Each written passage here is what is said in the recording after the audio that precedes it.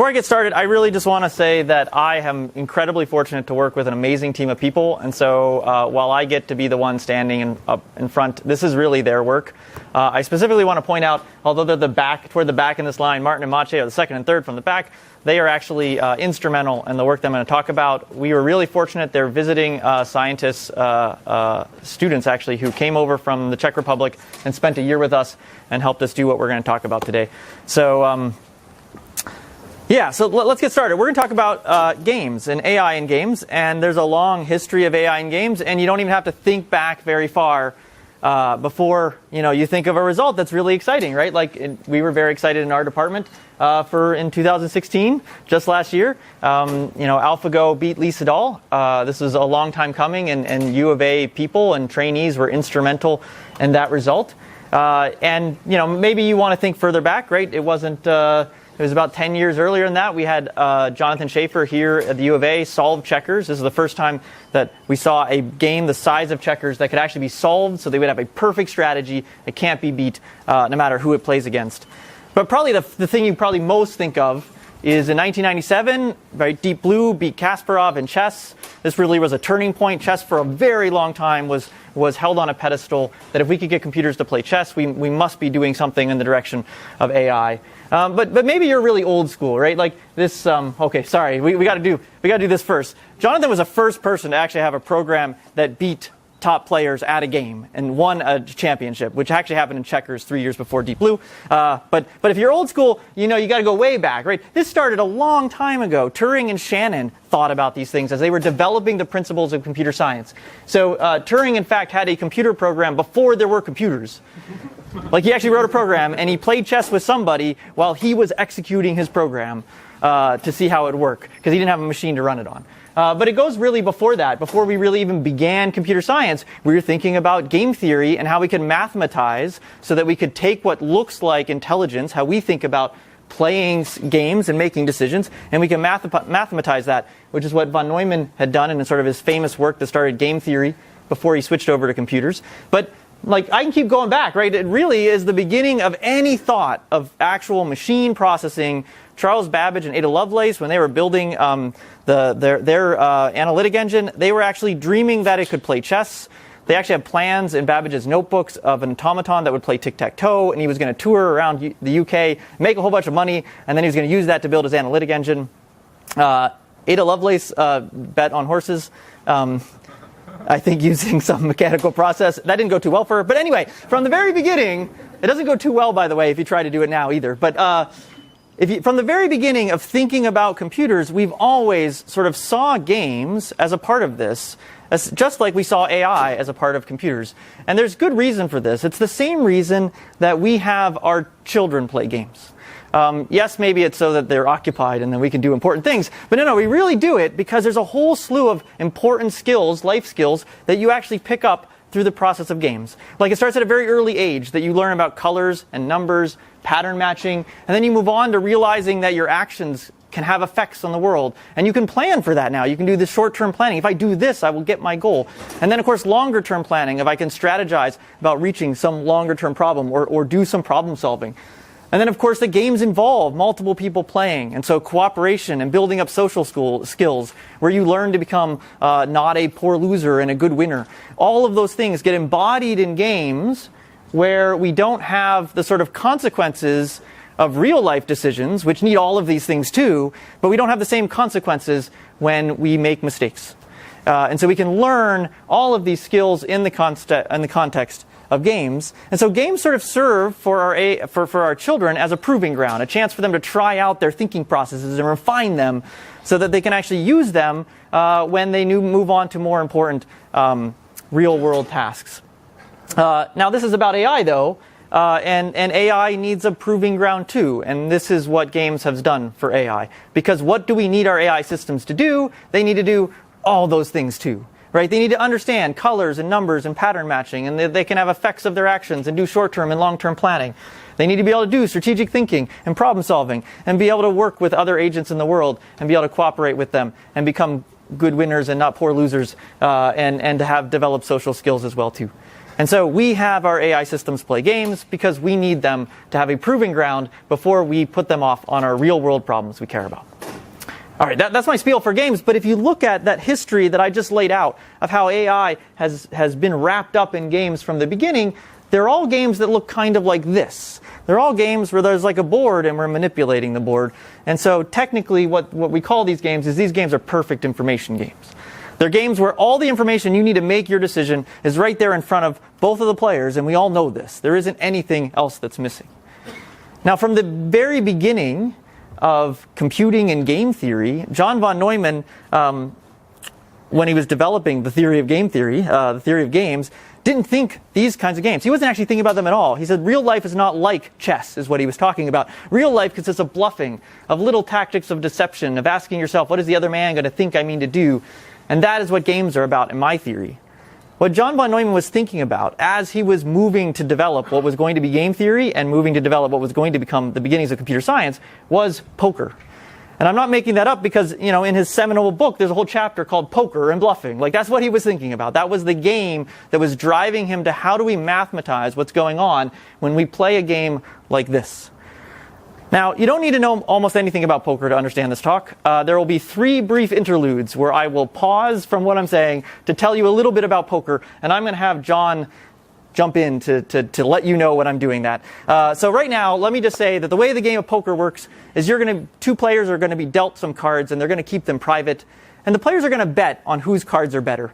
There might be other cards revealed, and depending on the rules of the game, there are other things that can happen. But fundamentally, you're trying to figure out who has the better cards by making a series of bets. It's tricky because you don't know what the other player's cards hold, but their bets could start to tell you something about that. And you have to know that your opponent doesn't know what cards you hold, but your bets could tell them something about that. And you have to think about all of that to play the game well. There are actually many variants of the game. We're going to talk about limit and no limit, but we'll come back to that. Okay. Before I go on to really talk about how AI can handle games like poker, I want you to harken back. Some of these is going to be easier. Some of this is going to be harder.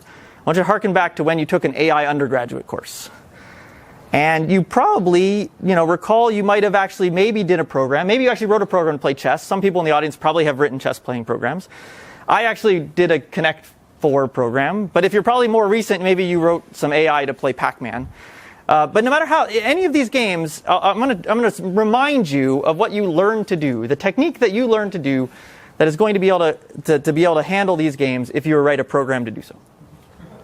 Okay, so the way this works is you are going to make some decision, and the way you're going to think about it is you're going to think of, I have actions that I could take, and then my opponent could maybe take some actions after that, and then I'll be in some new state, and I could take some action after that, my opponent could take some action after that, and I'm going to look through these possibilities until I get to the end of the game, and I'll find out if I won or if I lost. And then I'll look back and say, okay, well, at the end of the game, I'll, of course, take a winning move.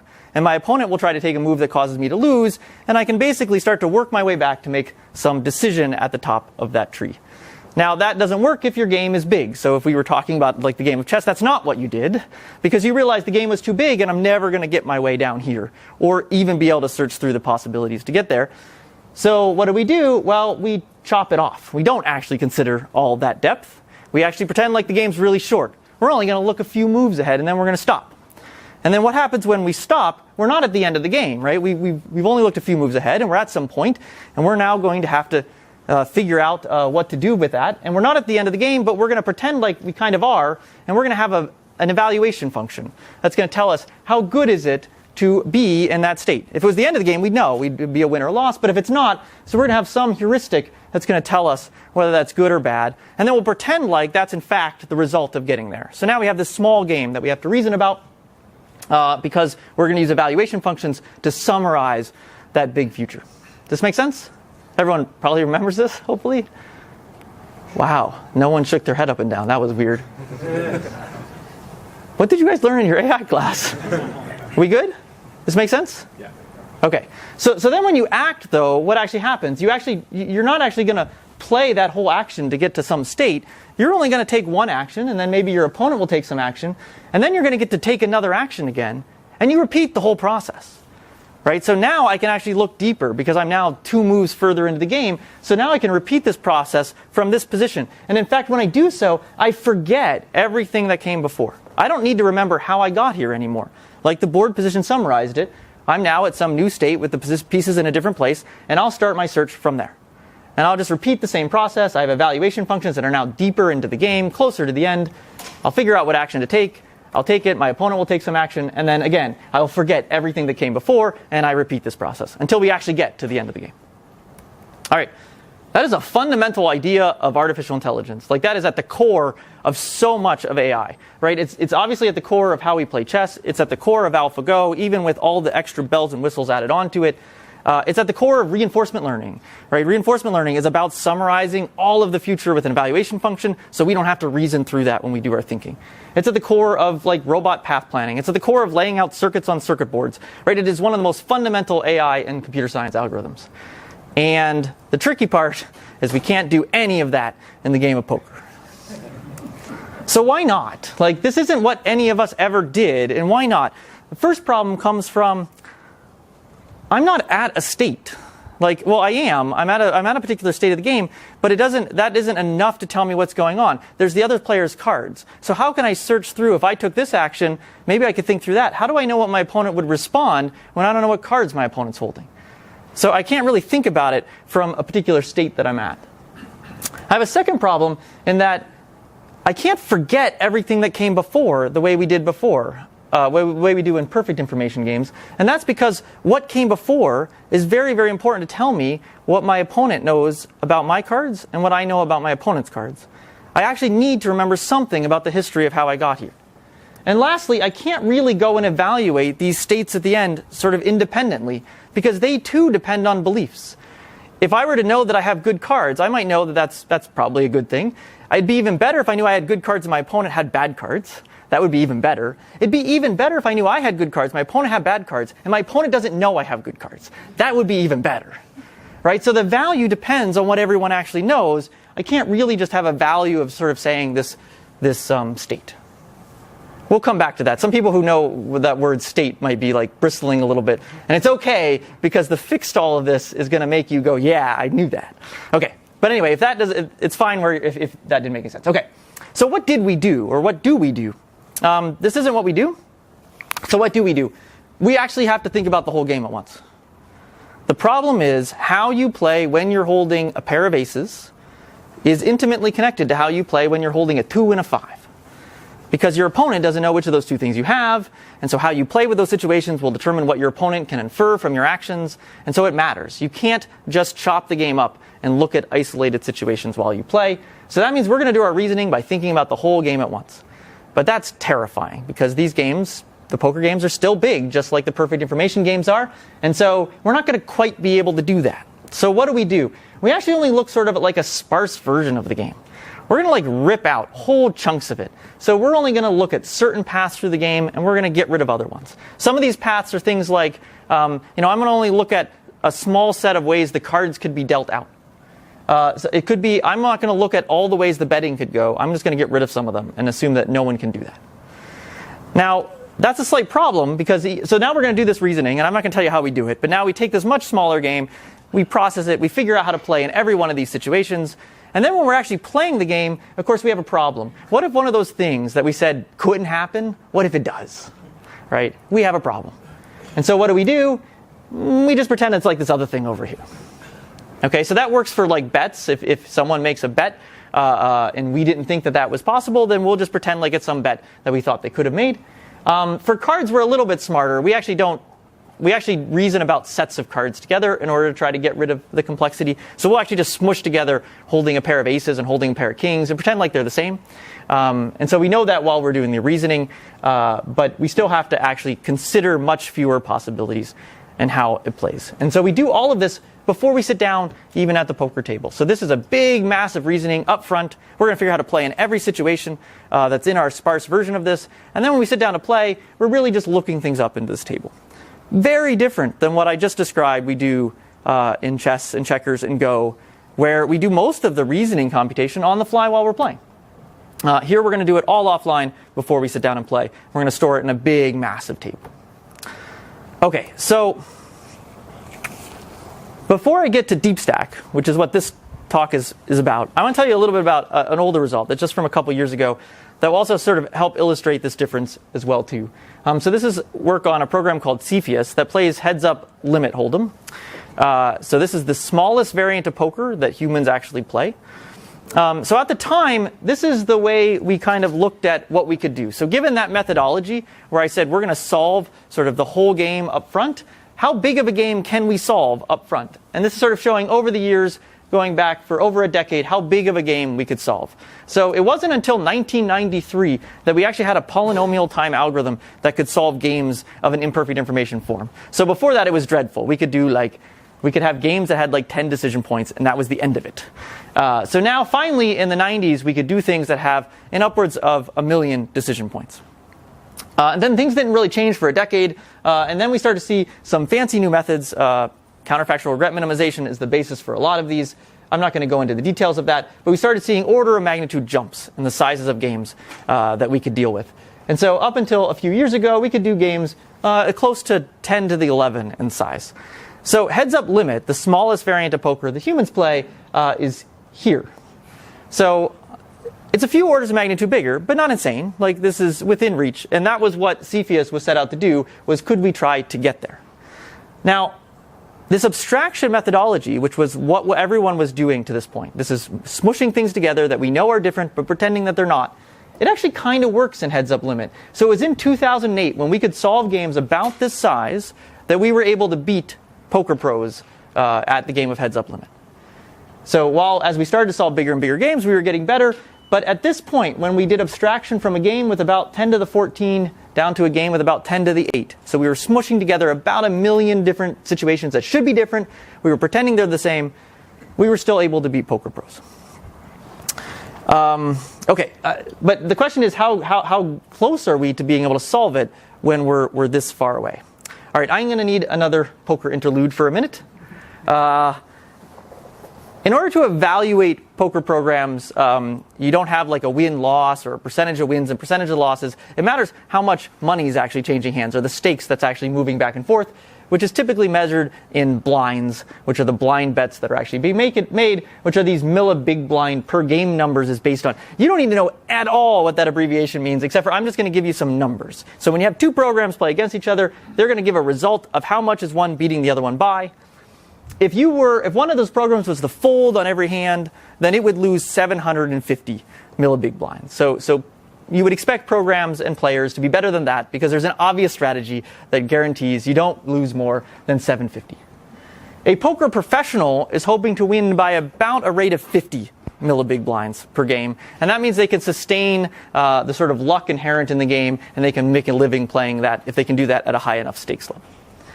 Of course, if you had a program that was guaranteed that it never lost more than 0, like it never actually lost any amount, then you would have a perfect program. So these things that do exist, we know that Nash equilibria for this game exist, and so there exists a way of playing any form of poker that guarantees it won't lose money no matter who it plays against. There's one more number that I couldn't quite put on here, which is there is a number that if you got this close to being perfect, if you could guarantee you never lost more than 1 millibig blind, then it would actually be not humanly possible in someone's lifetime to determine that you were in fact not perfect. We call this, if you could get down to that level, you've essentially solved the game, even if you didn't get down to 0. Okay, so that was set out as our goal for Cepheus. We wanted to essentially solve heads-up limit. And so I showed that result that said we were still a few orders of magnitude away, but there's a different way of looking at that same result, which is saying, how close to that perfection are we? So now I've told you what this y-axis is. It's this millibig blind number of how close to perfect are you. If you played against your worst case adversary, someone who knew exactly how you played and knew exactly with what distribution you took all the actions you take, how much could they beat you by? And so these are our programs as we made our abstractions bigger. So as they solved bigger versions and we did less smushing of things together that we knew are different but we pretended weren't, we can see that, yes, indeed, we're getting our exploitability to go down. That's great. We're actually doing better as we smush less things together. The problem is, this is how big the whole game is. And this bar down here is what we were trying to get to. This means we've essentially solved it. This direction that we're headed, even if we start doing more and more abstraction, it's unclear that, even when we get to being to where we can just outright solve the game, it's not clear that we're going to outright solve the game. Right? This is a problem. Like, abstraction isn't really getting us closer. Like, it seems to almost be hindering. We'd like to see this going down at a much steeper slope than this. And so abstraction doesn't seem, for heads up limit, it got us to be able to beat top players. It's not going to get us close to getting an essentially solved solution. So CFS did actually get there. It did it by throwing abstraction out the window. So that's going to be the theme of both of the two programs I'm going to talk about. We don't want to do abstraction. And so there's a lot of complexity in Cepheus of what it did. It had a new game-solving algorithm that solves games faster. It had to deal with how do you store the resulting strategy, because we're not going to do abstraction. We're going to consider all 10 to the 14 decision points as separate and something you need to reason about. That means you need to store a strategy that's 160 terabytes big. That creates problems. So we had to do a bit of work on compression. How do we distribute this across a large number of CPUs? And so on. So we started a compute job 2 years ago that ran on 4,000 CPUs on Compute Canada, with the goal to try to see if we could get our exploitability down to below 1 millibig blind. Just as points of comparison, remember that's the always fold number is 750. Polaris was exploitable. This is the program that beat Prose. Was exploitable for a little over 200. The previous and best known exploitability was a little under 100. Notice all of those are well over 50, the number that we expect Prose to actually win by. So none of the programs up until this point were particularly good in the worst case. And so the computation runs, and in the first 10 hours, which is also 5 CPU years, just as a starting point, we actually got under always fold. So that's good. The program is actually playing against itself, learning to play the game. And so in 10 hours, unfortunately also 5 CPU years. I don't know which one. I like the 10-hour number, but maybe it took 5 CPU years to get there. It figured out how to do better than to always fold. Roughly by the end of the day, or 16 CPU years, we are underneath what it took for Polaris to win. Now, close to a week in, we cross the single best, but we now also have done 59 CPU years. If you notice, the x-axis is a log plot, which means time's about to slow down. This goes for a very long time. This was now 69 days of computation later, or nearly a CPU millennium of time, after which it's played more poker than all of humanity combined has played. We have a perfect, or essentially perfect, heads-up limit hold'em player. So that was really cool. That was the result we had 2 years ago. But today's talk is about DeepStack. So DeepStack plays heads-up no limit. That's the change here, right? So let's go back to Dr. von Neumann. Okay, so final poker interlude. What's the difference between limit and no limit? In limit, the way these bets go, the way you wager who's going to win, is it looks like this. Someone says, I bet. The other person says, I raise. The other person says, I call. There isn't any other actions that you could fold as well too, meaning I don't want to call your bet, I'm going to give up on the hand. But you don't get to decide how much you're betting. That's actually determined by the rules of the game. So all the bets are of a fixed amount. And there's also a limit to the number of bets that can actually be made. In the game of no limit, it doesn't look like that. You actually get to decide how many chips from the chips in front of you you actually want to make a bet. And so someone might I'm going to make a bet of 400. The other person might say, I'm going to raise you 8,192. And that's a different bet than 8,191. And then the other person, of course, this game, if you've seen the poker played on television, you've probably seen this form. Of course, someone can also say, okay, I'm going to go all in. I'm going to bet all the rest of the chips in front of me. And so that's another aspect of the game. And that's sort of how the no-limit game works. Okay, so how does this change the picture? So just to put this on this context of, we had this graph of saying how did our progress gone at solving games, and we put heads up limit hold'em on this graph, smallest variant of poker that humans play. So let me show you where heads up no limit hold'em is.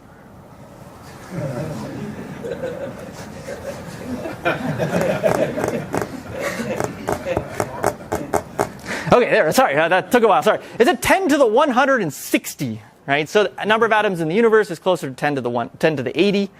So it's like there's an entire universe inside of every one of those atoms, and then you count all those atoms. Anyway, it's a really freaking big number. Yeah, this number is close to the size of Go. So this game is now closer on par, whereas heads up limit might have been on par with checkers. This is closer to be on par with Go. Now, I mentioned that we could, with abstraction, beat human players at heads up limit. And that's going to be the goal of DeepStack. We want to try to beat human players at heads up no limit. We're not going to try to solve it because that's outrageous and we're not going to get there. But we want to try to see if we can beat human players. But now the gap of the largest game we can solve is now enormous, right? Think about what abstraction has to do. We can now solve a game that has 10 to the 14 decision points. That means we're about to put, if we can do abstraction, 10 to the 146 decision points and smush them together, right? We're going to take an entire universe and pretend that it's an atom. Even worse than that. If that doesn't work for you, here's what it actually means. This is how you would play chess, according to the abstraction methodology. You would say, oh, look, chess is a big game. That's too hard to think about. Oh, here's a game. I could think about that. Okay, I'm going to solve this game. I'm going to figure out all the ways to play it like I would solve like a tic-tac-toe game. And then I think, oh, the best move to do in this game is that. So in the original game, I'll do that. That's probably good. That's what our poker programs are doing. Right? They just have no idea what's going on in the game, and that's why they don't win. Okay, so that's not what we want to do, and that's not what our chess programs do. Our chess programs don't have to do this because they don't have to think about the whole game up front. They can reason about this position as it arises in the game. They don't have to think about them all ahead of time because they can search the ones that actually occur within a game. That's what we want to do. This is what DeepStack's going to do.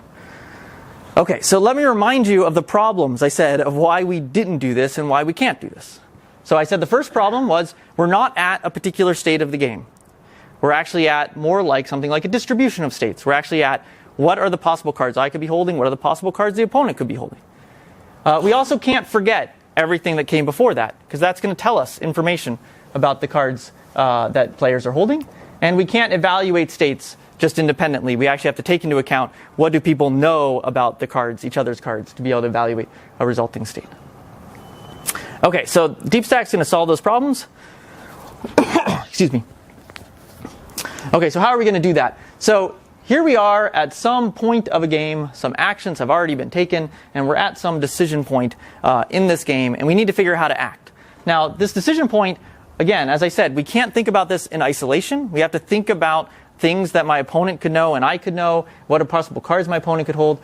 But if we fix that state as no longer thinking about a particular single position you might be in, but the distribution over what I could know about my cards and what my opponent could know about their cards, if we talk about state in those terms, so now it's more like a collection of things, then now I can start to reason about this game independently of what happens before. Now, I'm going to have to remember some things that came down this path, this white line. I'm going to have to remember some things. But I don't have to actually do this. Well, let's look at what I have to remember. The first thing I have to remember is I'm going to have to remember what possible cards could I be holding? What's the distribution of cards I'm holding? Now, I know I was dealt a particular set of cards, but I need to think about what other sets of cards I would play the same way that I did.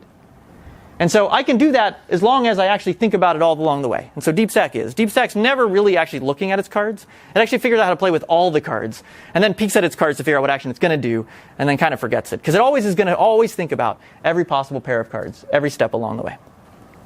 So this, in effect, is telling you this is all my opponent could possibly know about my cards. And even for the opponent to know that, they would have to actually know exactly how I'm playing, which they might not. You might think that the other piece you need to know is what is my opponent's distribution of their cards. But that's really tricky, because I don't know how my opponent's playing. It turns out that that's not actually the quantity you want to know anyway, and it's a little bit tricky to try to go into detail of what you actually want to know. But the actual value you want to know is what you actually want to know is what is the value of your opponent holding different cards at this place. Because that's going to decide whether your opponent would want to bring those cards here or whether they would want to deviate and take them somewhere else. And so rather than keeping track of the actual distribution, at every point along the way by having these values, I can recreate the distribution and still guarantee that they wouldn't want to deviate from that distribution and play a different way based on how I now played in here. Because the tricky part is if I change how I play in here, they might not want to take the set of cards I think they're taking in here. They might choose to take some other branch. So to have a game theoretic guarantee, I need to know what they could have gained from playing into here. And so those are the two quantities I'm going to need. They're actually vectors. The one is the probability distribution over all the cards I could hold, and the other one is a vector over all the cards my opponent could hold. What value do they gain by bringing those cards into this place? Okay, so if I have those two quantities, then I get to do my first problem. I can forget everything that happened up until this point. I don't need to remember exactly how the betting goes. All of that gets summarized into my range and my opponent counterfactual values. Okay, so that's great. It means that now I can solve this little decision point. I could take an action, and then I could resolve it again, and this would be fine, except what happens at the beginning? Because at the beginning of the game, I'm still stuck with one of these impossible problems again. At the beginning of the game, sure, I need a range and counterfactual values, but now I have to solve this big triangle, and big triangles are bad. So what am I going to do? Well, we also have another problem to. Well, okay, this is going to be fine. Okay, so what am I going to do? I'm going to do the exact same trick that we did with perfect information games. I want to cut off the search. Right, so we said we ran into another problem there, which was how do we evaluate the results of these leaves of this tree? And the way we're going to evaluate them is we have to evaluate them as sets together. We're going to, just like we have sets at the top of the tree, which are possible cards that you could have, that's going to be here true here too. We're going to come down to a state where I could be holding a distribution of cards and my opponent could be holding a distribution of cards. And now, when I actually do values, the values have to be over the beliefs of here's what my opponent believes that I'm holding, and here's what I believe my opponent's holding. And it's going to be the value of every possible hand that you could hold under those beliefs. That's the value that you need to know. And then you can pass that back up. Now, it's a little bit trickier than that. We often think about search as sort of recursing this triangle once, like it sort of walks down, gets a value, propagates it back up. Because this is game theoretic and there's still imperfect information even within this little chunk here, it actually goes and has to go over this tree many, many times to revise its probabilities of taking actions to arrive at the game theoretic equilibrium. And so when it gets down to here, initially it's believing that